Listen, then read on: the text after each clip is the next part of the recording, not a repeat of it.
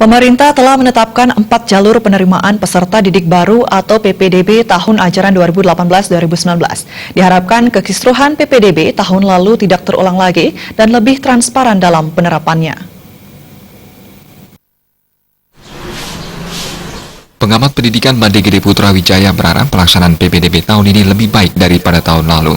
Tahun lalu penerapan PPDB terkesan tergesa-gesa, seperti pembatasan jumlah siswa dalam satu rombel yang maksimal 36 siswa untuk SMA dan SMK, untuk tingkat SMP maksimal 32 siswa, dan untuk tingkat SD hanya boleh menampung maksimal sebanyak 28 siswa. Dari sebelumnya, untuk semua jenjang diperbolehkan menampung siswa sebanyak 40 orang per rombel atau kelas. Sehingga tahun lalu, penerapan yang tertuang dalam Permendikbud nomor 17 tahun 2017 tersebut telah membuat riuh di masyarakat. Menurut Ketua YPL PPGRI Kabupaten Badung ini, 4 pintu masuk siswa dalam PPDB tahun ini, seperti jalur zonasi, jalur prestasi, jalur khusus, dan jalur keluarga miskin, diharapkan tidak akan menimbulkan kecurangan. Adanya salah tafsir seorang kepala desa yang dapat menentukan kuota dalam penerimaan siswa baru. Kenapa?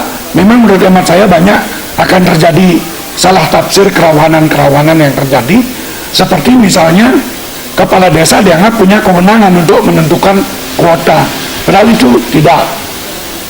Termasuk dalam hal ini kuota miskin misalnya.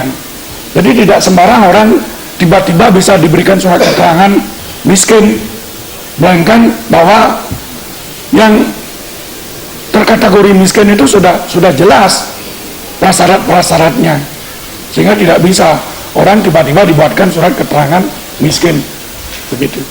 Ditambahkannya, adanya pembatasan jumlah siswa dalam satu rombel dan 4 jalur yang telah ditetapkan dipastikan menyisakan banyak siswa yang akan tidak tertampung di sekolah negeri. Masyarakat diminta tidak resah karena peran sekolah swasta sangat dimungkinkan. Mutu dan output yang selama ini ada di sekolah swasta tidak kalah dengan sekolah negeri. Jaya dan Ali Setiawan, Bali TV.